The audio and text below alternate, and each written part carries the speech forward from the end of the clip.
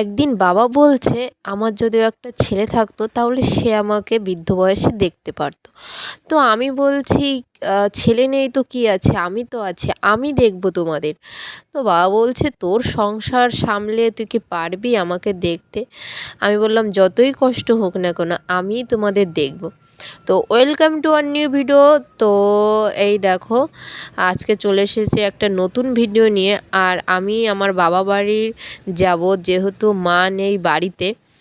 মা গেছে দিদি বাড়ি, দিদি ভীষণ অসুস্থ, তো সেখানে গেছে। বাবা একা, বাবার খাওয়া দাওয়া দেখাশুনো সবটাই আমি করছি। আর আমি শ্বশুর বাড়িতে সব কাজ করে নিয়েছি, দেখলেই রান্না করে নিয়েছি। আর এখন চলে এসেছি বাবার বাড়িতে।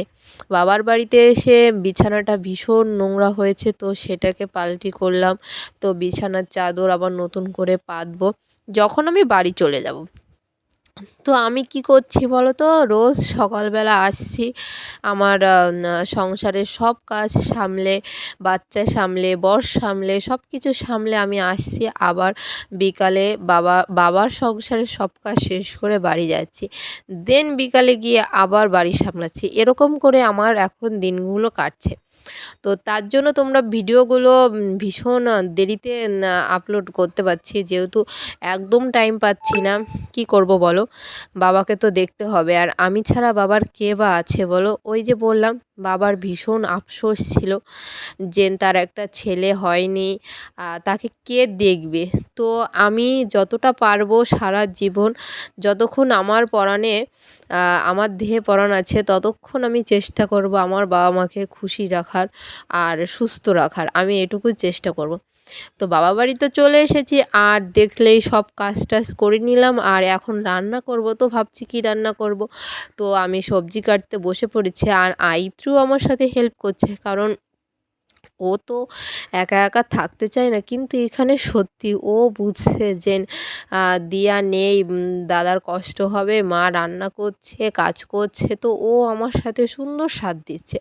তো আমি আজকে রান্না করব তোমার ভেন্ডি ভাজি আর চাল কুমড়োর তরকারি। তো তার জন্য দেখো আমি সব কেটে জোগাড় করে নিয়েছি, আর আইত্রিকে স্নান করিয়ে দিয়েছি। আমার কাচা সব কাজ হয়ে গেছে। তো আইত্রিকে স্নান করিয়ে দিয়েছি, এরপরে আমি বসাবো রান্না। রান্না বসাবো। আর দেখো আইত্রি এখানে কান্না করছে, কারণ ও পাউডার মেখে পুরো ভূত হয়ে গেছে। তো আমি যেহেতু পাউডারটাকে নিয়ে নিয়েছি, তো তখনই কান্না করছে। আর এখানে দেখো আমি রান্না বসিয়েও দিয়েছি। দেখো আমার অবস্থা, কি করছো? আর এখানে দেখো এ কি করছে, এই বাচ্চাটা শুধুই করছে বদমাইশি। কি করব বলো, কিচ্ছু করার নেই, যা করবে সব সহ্য করতেই হবে, কারণ রাখতে তো হবে ওকে। আর আমি কাজ কী করে করব? তো চলো দেখতে থাকো। তো রান্না তো মোটামুটি শেষের পথে, ভাতও হয়ে এসেছে আর সবজিও হয়ে এসেছে।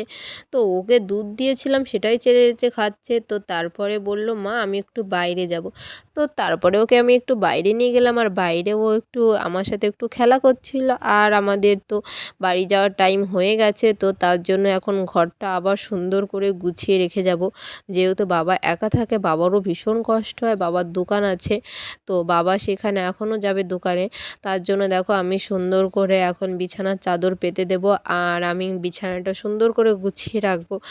সব কাজ আমি করে রাখবো, যেহেতু বাবার যাতে আর কষ্ট না করতে। বাবা আমাকে বারবার করে বারণ করছিল, রাখ, তোকে করতে হবে না, করতে হবে না। কিন্তু কি বলো, ওই যে এই ভেবে যে আমার বাবাটার তো সত্যিই ভীষণ কষ্ট হবে, মা থাকলে তো বাবার আর এইসব করতেই লাগতো না। তো তার জন্য আমি বলছি না না তুমি ছাড়ো, তুমি আইত্রিকে নিয়ে বসো, আমি সব করে দিচ্ছি।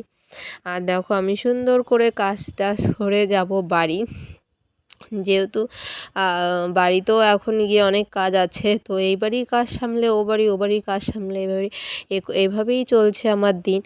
আর তোমরা প্লিজ সবাই তোমাদের যথাসাধ্য মতো তোমাদের মা বাবার খেয়াল রাখবে, যাতে তারা সুস্থ থাকে, ভালো থাকে, সেটা দেখবে প্লিজ। সে মেয়ে হোক বা ছেলে হোক, যাই হোক না কেন, মা বাবাকে খুশি রাখা সবথেকে বড় দায়িত্ব তোমার। সেটা মেয়ে ছেলে কোনো দেখার বিষয় না, যে ছেলেরাই শুধু দেখবে, মেয়েরা দেখতে পারবে না, আমি সেটা মনে করি না। আমি মনে করি আমি আমার বাবাদের দেখব সারা জীবন। তো আজকের ভিডিওটা এই পর্যন্ত। ভালো লাগলে লাইক, কমেন্ট, শেয়ার আর সাবস্ক্রাইব করতে ভুলবে না।